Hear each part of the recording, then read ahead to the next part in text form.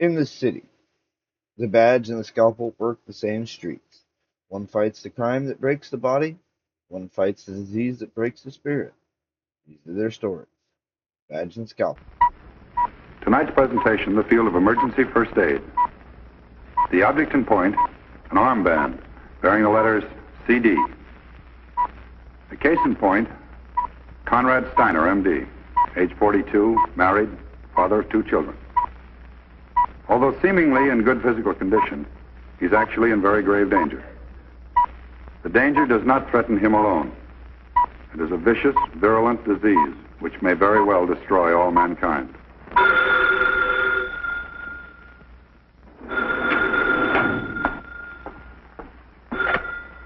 Dr. Steiner's office. Who's calling, please? Oh, yes, just a moment.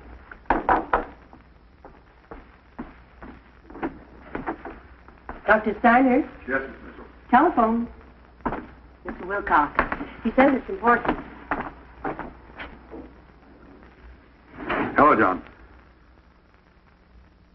I see. Is this a test? All right, thank you.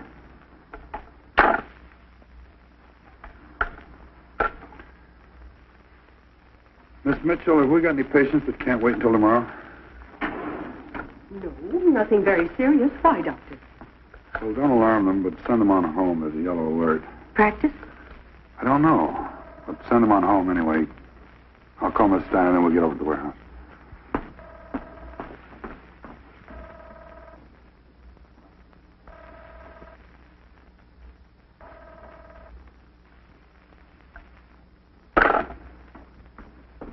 Did you get Mrs. Steiner? No, I just hope she didn't pick today to go downtown shopping. Kids are all right. They're in school. I sent the patients home, but they didn't like it. If this is just another test, you're going to have some pretty unhappy patients. Well, they're going to have a pretty unhappy doctor. Let's go.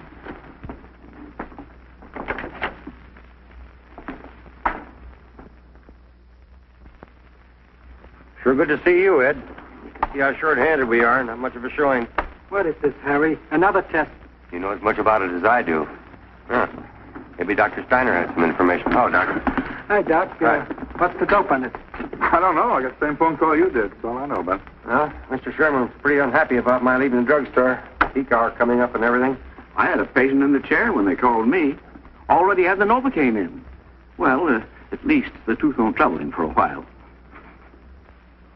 I guess I'm a little excited myself. I forgot all about it. I've got a battery radio in my car. We should be able to get some indication from Conrad. Well, I just wish they'd get this over with. I've got to get home and dress. My friend Mr. Harwood's having a big party tonight. It's his birthday. He gets awful upset when I'm late. Honey, if they'd known that at headquarters, they'd never have called an alert. Doctor, did you remember to call your exchange?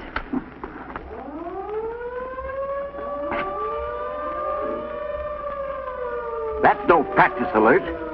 Sure wouldn't pull a red alert for a test. What does that mean? We're in war? We're in something, honey. What about that radio, Doctor? No, we better get sheltered.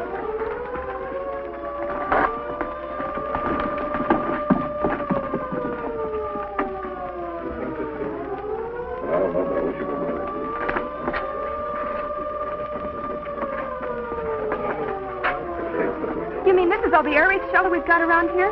There's a bomb drop. They won't waste it on the suburbs. Probably drop it on the city itself. That's a good 14 miles away.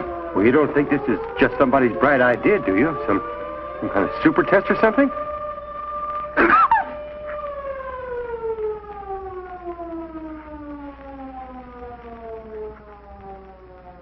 Get out. That shockwave will hit any second.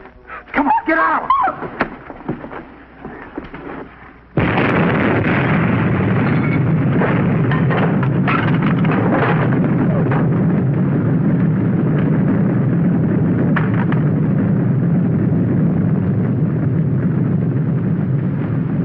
My God. My God. Was it downtown? Hit any closer, we wouldn't be talking about it. My friend Mr. Harwood, his office is downtown. It's right in the financial district. Let's wait for the all clear. There'll be plenty to do then.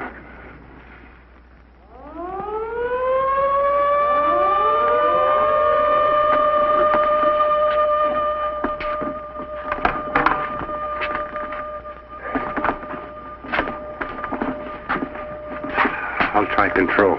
Good. Ed? It is 10 to 3 already. A lot of people up there are going to need help. Let's start moving these cases while we're waiting. Okay, Doc, I'll try to find a couple of handsome. Zone 3. This is Wild. Where's the warehouse? Then we're short-handed. Send us every available man you can find, will you? Right. There'll be 2 trucks out right away. Morningside area was badly hit. Their alternate control headquarters is asking everybody for help. We'll check back for an estimate on the fallout pattern. You going to try Laura? No, we'll keep the lines clear. She said she might go shopping. Downtown? I don't know. We better get moving. I'll check that battery radio in my car and see if it still works. We can't trust the mains up there. We better find containers and take emergency water up with us.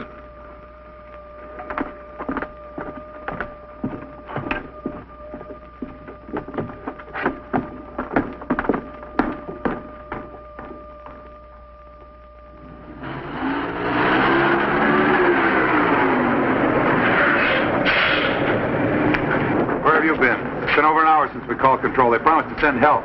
Where is? All right, let's load up. After 4, we got to be set up by dark.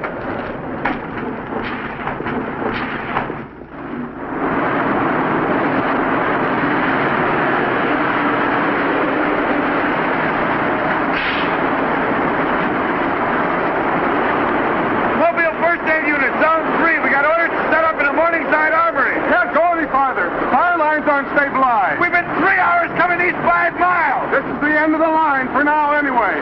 Feel that wind? The firestorm's so hot you could cook a steak at the next corner. Is that a school over there? Is it safe? Radiological says the whole area is clean. I don't know if it's had a structural check, but it looks okay. All right, that's where we set up. How about the water main? Gone. Everything's out. Power, gas, phones. All right, let's go!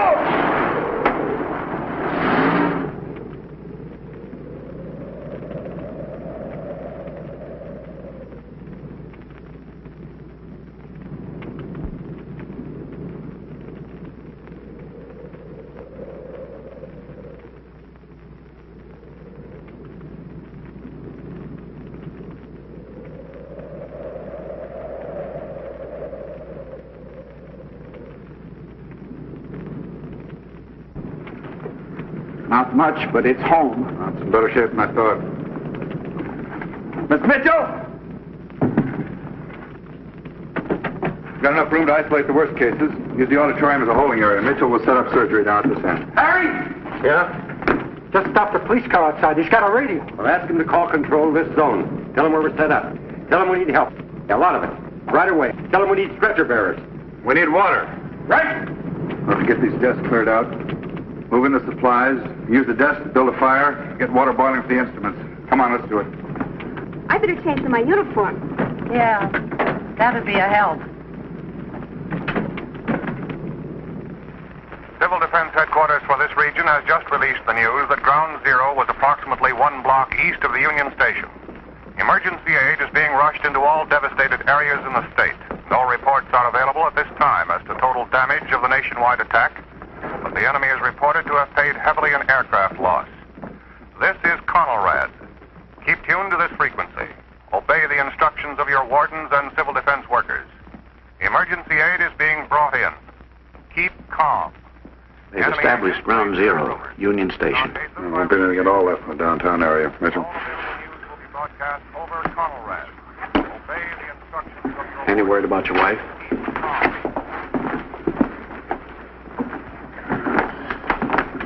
What happened, son? There was a whole lot of preserves Mom had in the cellar. This glass went flying all over the place. Pretty lucky at that. It's just scratches. We'll have you fixed up in no time at all. Mitchell, soap and water, methylate, no dressing. You go with the nurse, son. Doctor, will you fix up my brother? He says he can't see. I told him to stay inside, but he ran up the cellar steps. He wanted to see it. After the flash came, he fell back down. Then when I went over to see him, that's when the glass hit me. Almost our whole house fell in.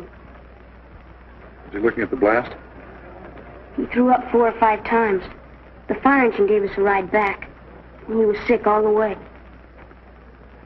Mitchell, Decontamination and take this boy down to isolation. You can stay with your brother if you like, son.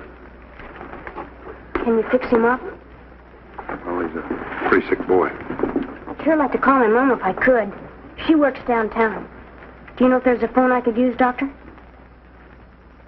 Well, not right now. Maybe a little later. You go with the nurse. Doctor, that little kid, is he going to be blind? I won't bother him for long. The amount of radiation he's taking, he'll be dead. Doc.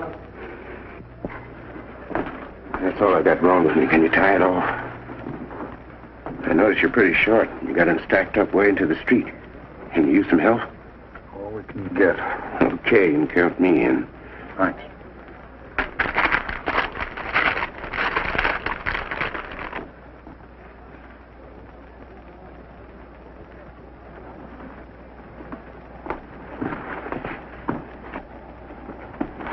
This is the last one. What are they doing back there? It's after midnight already, and we're out of everything. What's that? Stop anything that's got a radio on it. A police car, fire truck, anything at all. Call headquarters and tell them we've got to have supplies. We've got casualties backed up for a block.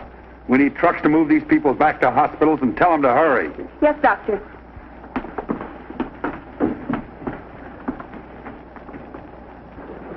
Mitchell, save that. You'll have to make it on what he's got. Wayne, go easy with that ether. A bad one there, Doctor.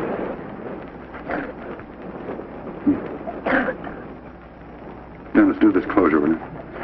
Well, I don't know. The only suturing I've done has been in the dental field. I don't know about this. I don't think I can do it. You're going to do a lot of things before this is over. Gloves are right here, Doctor.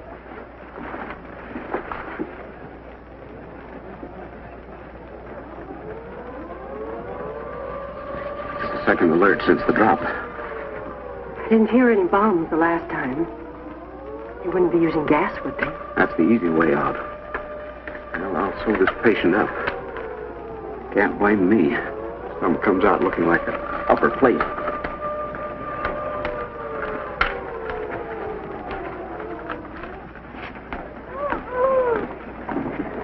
Doctor.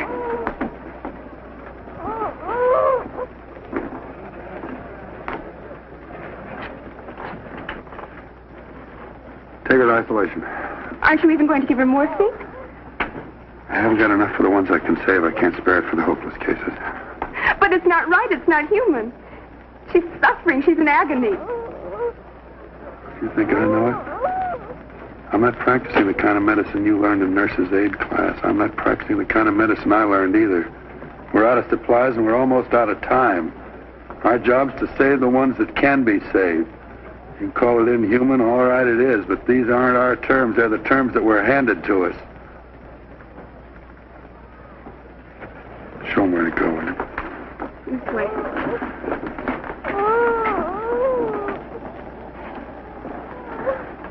Medical advisors warn that all water must be boiled 10 minutes before using because of contamination. Biological warfare. All water must be boiled 10 minutes before using. Because of bacteriological contamination, all water from whatever source must be boiled 10 minutes before using. Persons suffering nausea, vomiting, or diarrhea should report immediately to a first aid station or hospital.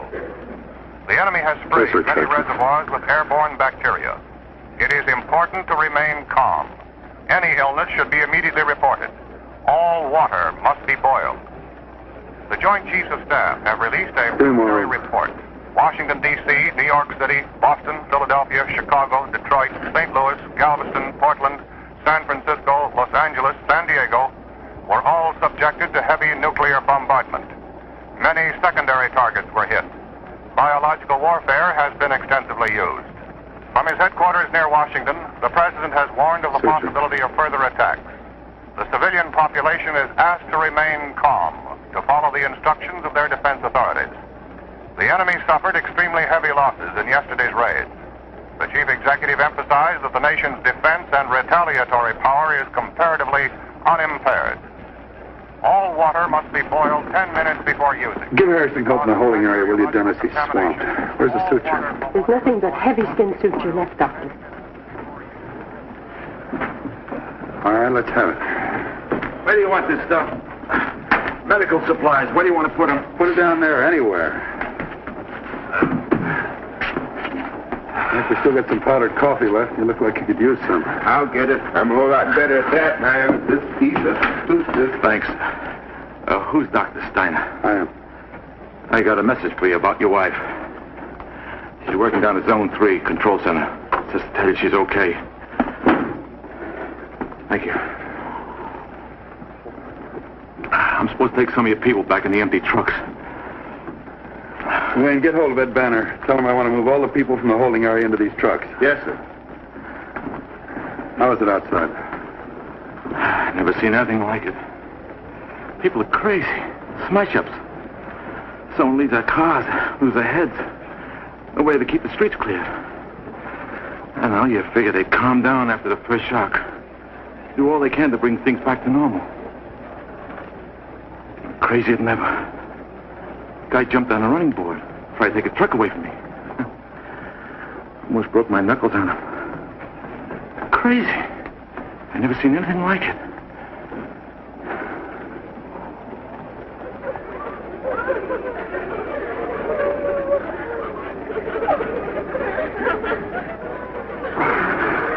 Take him to the holding area.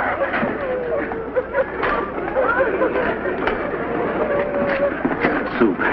Thanks. Got the time? Nearly 6. Oh, that's good. At least we'll get some light now. Yeah, that's good, or my critical faculties are pretty low. There's rioting in the outlying districts. Heard it over the radio. Wardens can't control the police either. Maniacs. They're worse than the enemy. The governor, after a conference with the state director of civil defense, has exercised the emergency power. That's a sucking chest wound. We'll have to close it. Get her ready for surgery. Yes, doctor. Military personnel to help This way, control the please. rioting. Citizens are urged to remain in their homes and lock their doors. Displaced persons, attention. Displaced persons, go to the evacuation areas which have been set up. The wardens will direct you. Every illegal act performed now aids the enemy. Looters will be shot on sight. I repeat, looters will be shot on sight by order of the Civil Defense Director of this area. Keep your doors locked. Isolation.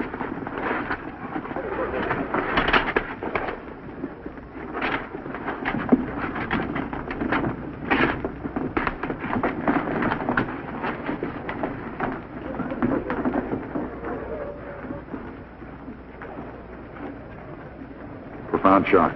Start IV plasma substitute. No, we can't spare it. Elevator feed. Holding area.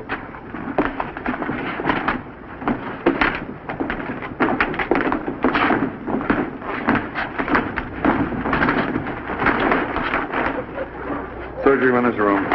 Leave her here.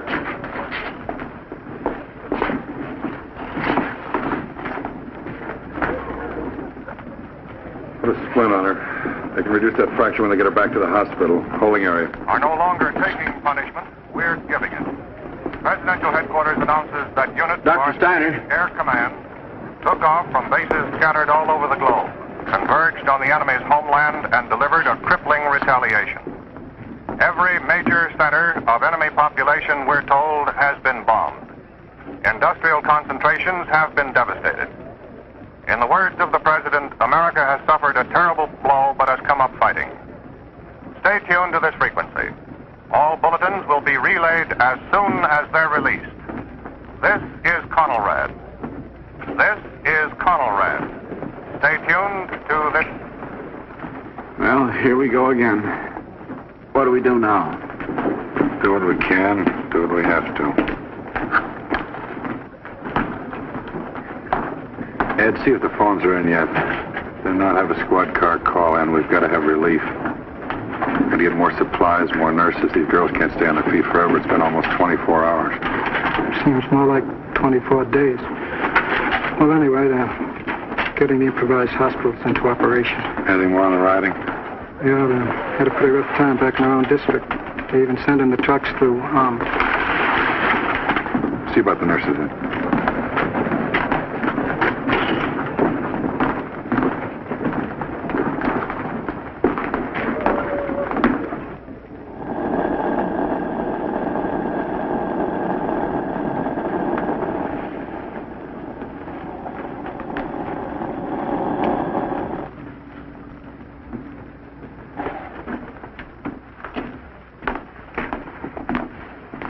Here you are, Doc. Thanks. Power's on, Doctor. Ed tells me we put over 1,500 people through here since we opened up. Sounds like an underestimate. I'm sorry I asked for relief nurses. I guess we can make it if you can, Doctor. Doc? Yeah. Trucks coming up now. 4 of them. Guess we'll be able to clear up the holding area for you, get rid of some of the congestion. Any more news? Towns up in the Central Valley been getting the radioactive fallout from the bomb that hit us. Boy, it sure is rough. Bulldozers moving up. Burial. Burial? What do you mean? Look, the center of the city, it's nothing. Nothing but a big crater. Must be a couple of miles wide. For a couple of miles beyond that, the rubble's even too radioactive to dig bodies out. Soros. We can't do anything about them. Sally. Let's take care of the living.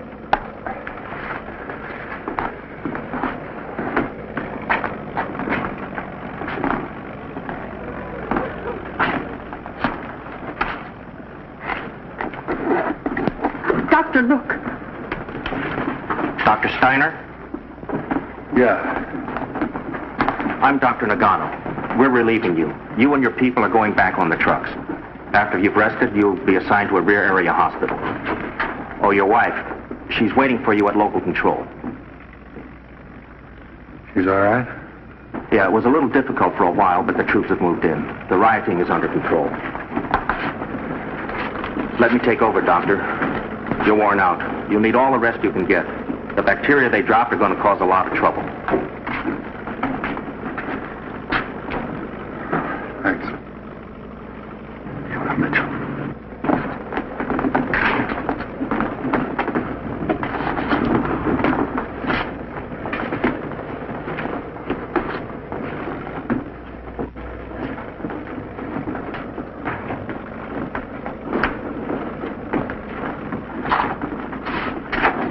Doctor. My brother. My brother Jimmy. Yes, sir.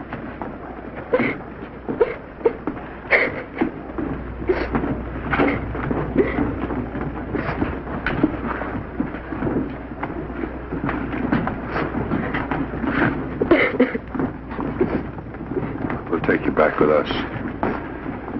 Get some food, some rest. It'll be better tomorrow.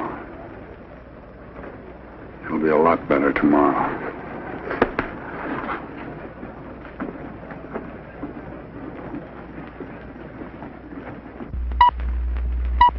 Earlier, a doctor faced the unthinkable. Now, a policewoman walks into the fire.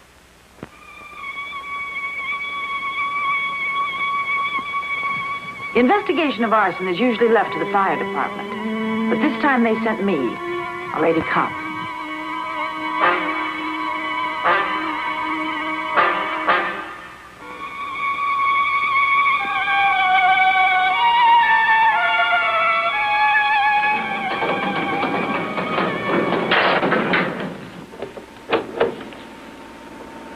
There's a lot of excitement around here this morning.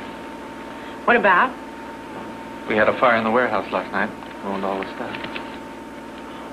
Did you see it? No. I go off at 6.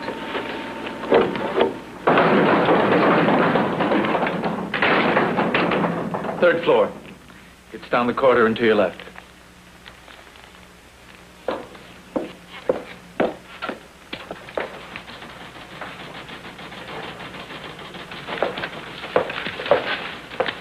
Yes.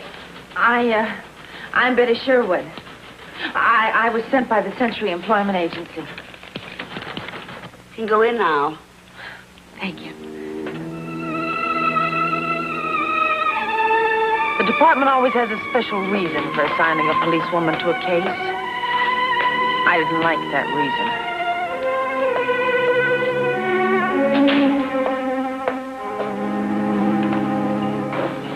reason. You are the policewoman? That's right, Mr. Risco. The fire marshal told me you'd be coming. I haven't said anything to any of the others. Good. You've seen her? The dark-haired girl near the entrance? Yes, that's the one. Now, You understand, I'm not accusing her of setting the fire. I don't happen to believe that just because of something in somebody's past that... Well, I agree with you completely, Mr. Risco. I'm here to check on her actions, not to convict her. Quite frankly, I hope she's innocent. So do I. One other thing. How many people have keys to this building besides Michelle? Well, the whole office staff, of course, including myself. I suppose I'd be a suspect if I hadn't been in Miami last night. I suppose so. Well, shall we get started? Jenny, Miss Sherwood will be working with us here for a while. Have her help Michelle with the invoice file. Yes, Mr. Risco. Thank you. You'll have to bear with us today. Everything is a little confused around here. I heard there was an accident. It was fire. Not so sure it was an accident. Would you like to see $100,000 worth of ashes? There's a passageway to the warehouse in the corridor. No, thanks. I don't like any part of fires. Most normal people don't. Fire department called me last night. They want to know Mr. Risco's address in Miami. It's a good thing I was home.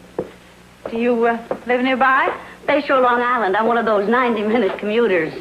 Michelle, this is Betty Sherwood. She's going to help you with the invoice file. Show her what to do. All right. If there's anything you need, ask me. Thanks. This was the main reason for my assignment. Michelle Holland, age 27, former patient at the state mental hospital. You been here long? Almost a year. You like it? Mr. Risco's a wonderful boss. Oh, wonderful how? Oh, 3-week vacations, lots of office parties. We're having one this Friday, if they go through with it after the fire. The 25th anniversary of the firm. Oh, business must be good. Not lately. Got the stencil finished? Almost, Paul. Hi. Hi. Oh, this is Betty Sherwood, Paul. Are you a black or regular? Mm-hmm. Your coffee, you take a black or regular? Oh, I take it regular. We had a fire. Yeah, I heard. Must have been a beaut. I'm sorry I missed it. Oh, where were you? Playing handball at my club. Your club? That exclusive one on 63rd Street. The YMCA. You must have seen the fire, Michelle. How could I have seen it? Well, you said you were going to work late last night. I changed my mind. Yeah, but you told me you had to stay late. Here's your stencil, Paul.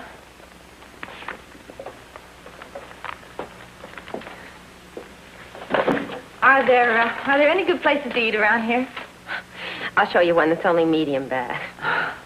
Thanks. It didn't take another fire to melt the ice, just a quiet lunch, a brisk walk with some pleasant conversation, and a lunch hour shopping spree. She was easy to like.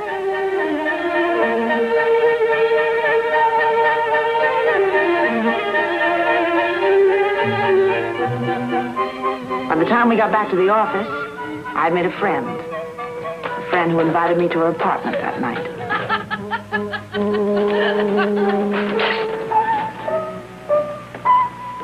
And be careful what you say to Jenny, because she'll act very sweet and try to get you to confide your secrets. And when you least expect it, you'll find 6 inches of tempered steel in your back.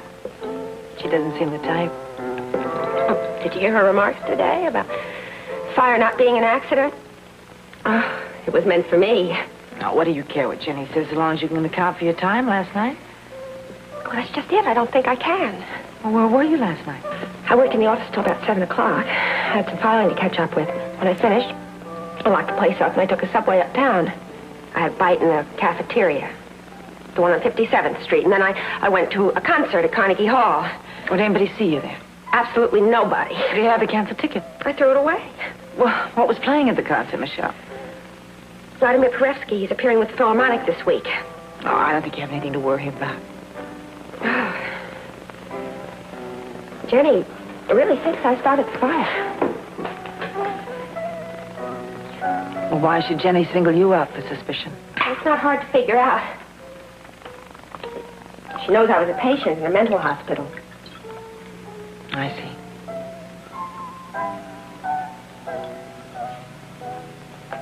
Does that frighten you, Betty? Frighten me? No. Why should it? Why, there are lots of people who need mental help. Yeah, 1 out of 10. Is it 12? Never can remember. Figures don't help much when it happens to you. What did happen to you?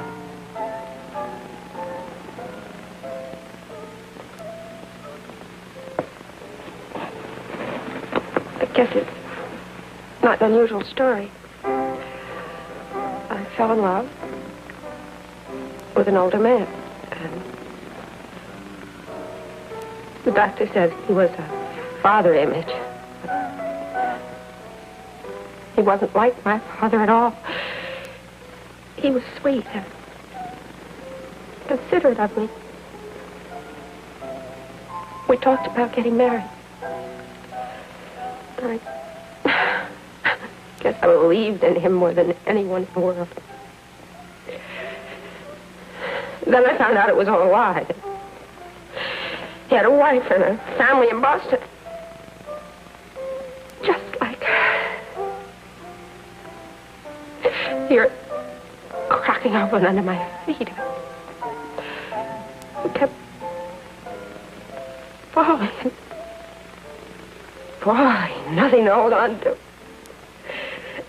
They found me sitting on the floor of my bedroom. I was laughing. And all around me were these beautiful dresses I just pulled from the closet and burned.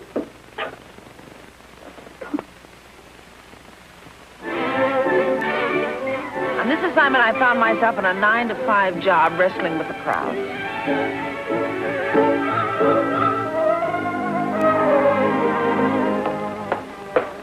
Morning. Come here, Betty. I opened Michelle's drawer to find some paper clips. Look what I found. A can of turpentine and a carton of matches. What's so strange about that? What would she be doing with turpentine and matches? She doesn't even smoke, does she, Paul? I never seen her smoke. See? Oh, Jenny, I think you're jumping at conclusions. These are things that could wind up in anybody's desk. They didn't wind up in anybody's desk. They wound up in hers. I Who see wants that the that girl bills? was... Come here, Joe. Look what I found on Michelle Howland's desk. What's going on? You think she set the fire? Well, I don't like to accuse anybody of anything, but I know something I bet the rest of you don't. What's that? Well, supposing I were to tell you that Michelle was once a patient in a mental hospital. No kidding. Does Mr. Risco know? Sure he knows. But you know how good-hearted he is. He says, so what, as long as she's cured? Well, listen, how do we know she's cured? That girl's a danger to our lives. Why don't we all get together and go to Mr. Risco and demand that he fire this girl? It's okay, I mean... Now, wait just a minute. We have... Is the elevator stuck again, Joe?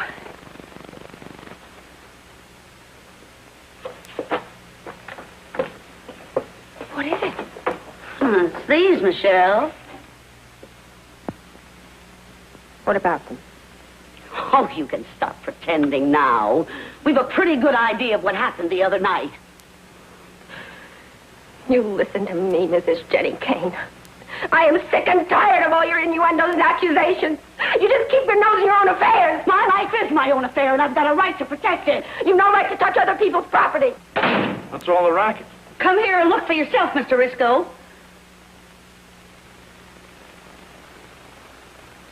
Are these yours, Michelle? Of course they're mine, Mr. Risco. I keep matches in my desk because the salesmen are always asking for a light.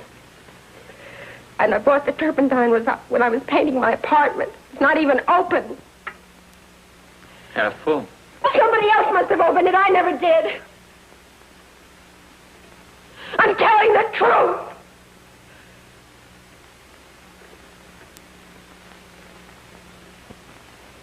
Doesn't anyone believe me?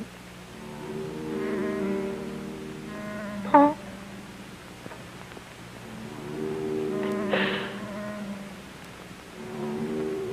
Betty?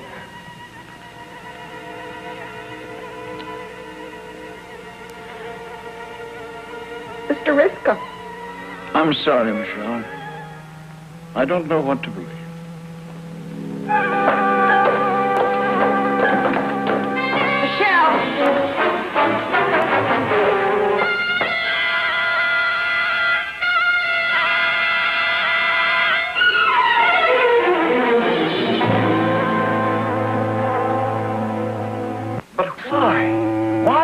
Want to set the place on fire? Well, I'm not sure she did, Mr. Risco, but I do know this much. If she did, there was a very good reason. Something that sparked a lot of old hatred. But what could it be? She's always seemed happy in her work. I paid her well. Has she had any love affairs lately? How should I know? Perhaps in the office with an older man? You're not implying... Don't get upset, Mr. Risco. It's just that we like to look under every stone. I assure you that I've had nothing whatsoever to do with Michelle on a personal basis. Ever. I'm a happily married man. Thanks. Miss Jones? Yes? Are you going to arrest her? Well, I think that may be a little premature. You realize, of course, that I'm going to have to let her go. My other employees demand it. That's entirely up to you, Mr. Risco. But I suggest you wait a few days. May I ask why? Well, there are 4 other people who have keys to this building besides Michelle. They all have alibis for the night of the fire. I like to check alibis, Mr. Risco. It's a hobby of mine.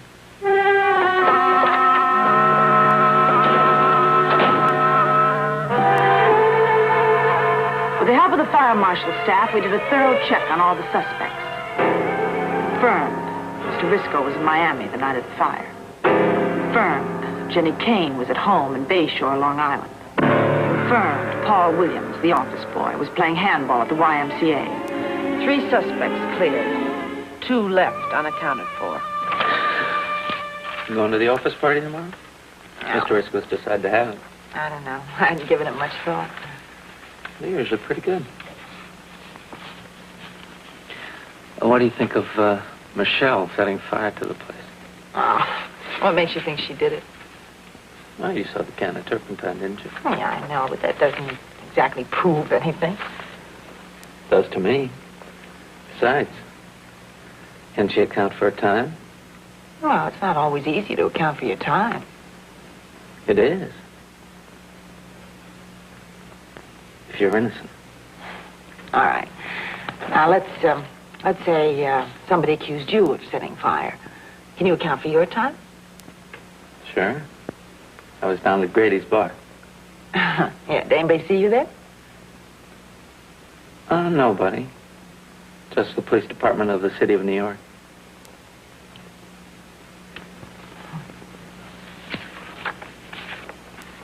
Can you keep a secret? Yeah, sure. You can trust me, Joe. Well, I got a little high that night, and, well, I tossed a bottle right through Grady's window, so he called the cops, and I spent the night in jail. But, you won't say anything, will you? Oh, no. No, I won't say anything.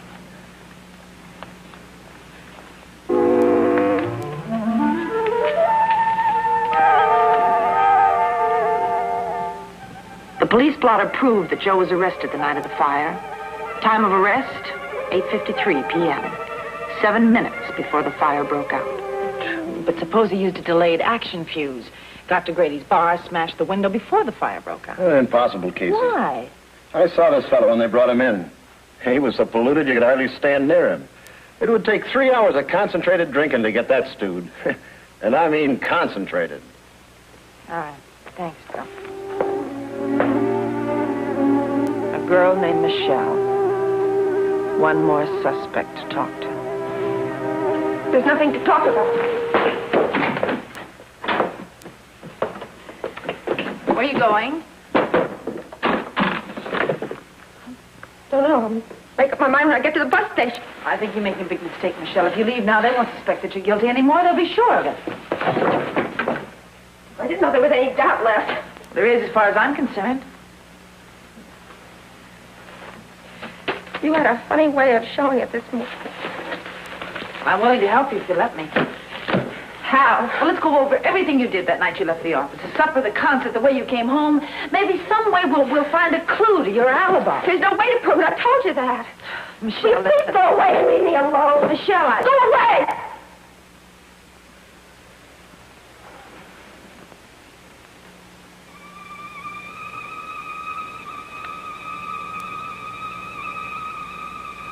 Michelle.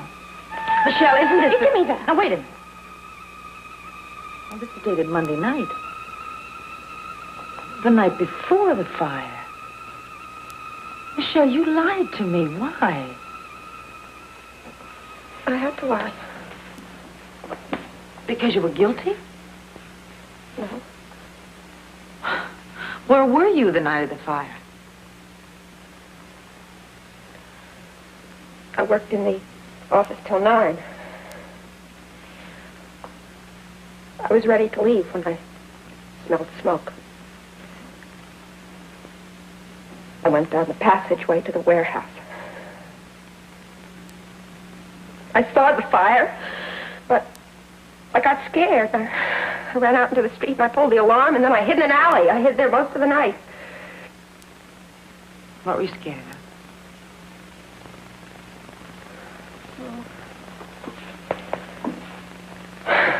You never came out of a mental hospital trying to adjust.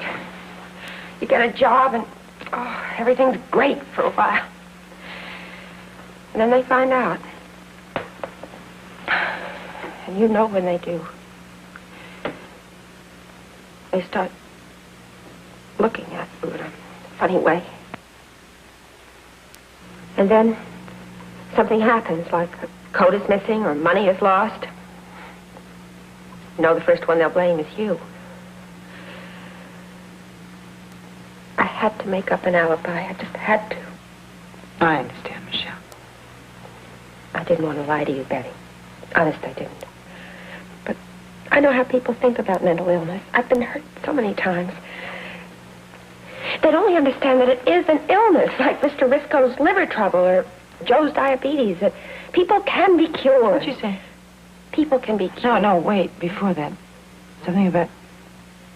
Did you say Joe had diabetes? Mm-hmm. Are you sure of that? Mm-hmm. I've seen him giving himself those insulin shots. Michelle, I don't think you're going to have to run away. I think I can promise you that. What do you mean? I'll see you tomorrow. Well, what are you going to do? Well, I'm going to go home and get a good night's sleep. You do the same. Tomorrow we're going to go to an office party.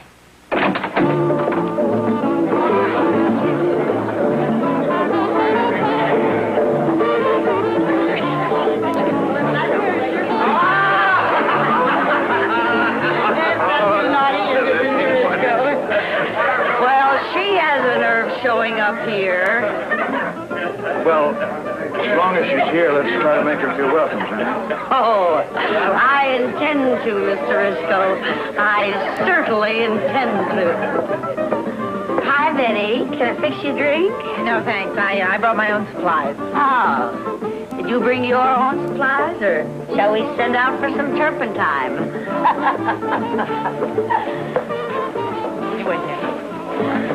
Hi, Betty. Hi, that's fancy footwork, Paul. Well, how's everything going, Miss Sherwood? Oh, it's going along just fine, Mr. Risco. It's just about all wrapped up. Hi, Joe. Hi. Want to take something good? Oh, no, I've got something better than that, just for you and me. Sounds interesting. Come on.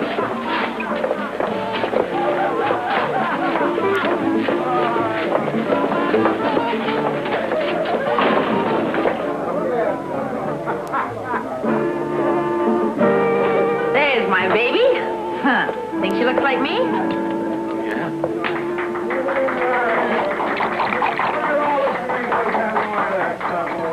You can see the resemblance. Come on, chug a luck. Thanks. I've already had a few. Oh, Joe, you're not even an inch off the ground. Look, I still got work to do. Oh, don't worry about them. Let them walk down. The exercise will do them good. Okay.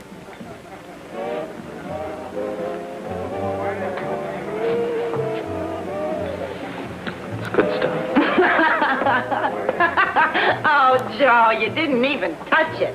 Come on, I want to see you get high. I want to see you get real high. I'm not in the mood now. Don't be an old party poop. What are parties for? You know, I bet you're great when you're high. What are you scared of, Joe? You've been high before?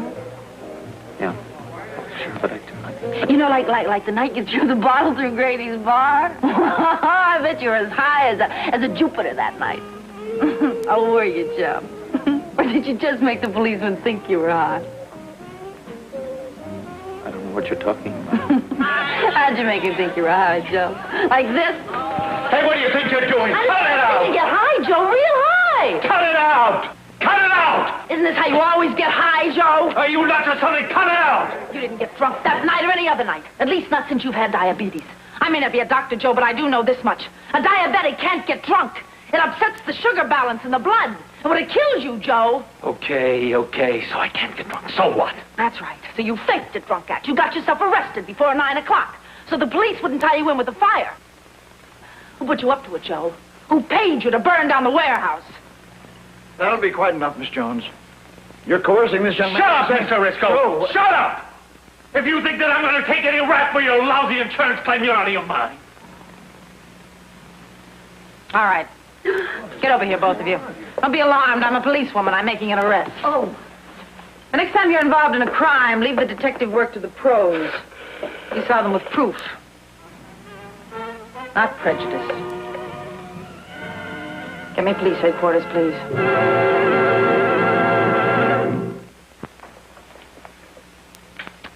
Mr. Risco's books. We'll go over them for evidence for possible motivation for arson. That's the technical side of the case. The human side is Michelle, a young woman who proved that it's possible for a mentally ill person to be completely cured. Tomorrow she'll be out looking for a job. I hope she finds a good one. A place where people are enlightened about things like mental illness. If she comes to your office, give her a break. 2 cases, 1 city. The badge never sleeps. The scalpel never rests. Badge and Scalpel, that's all tonight.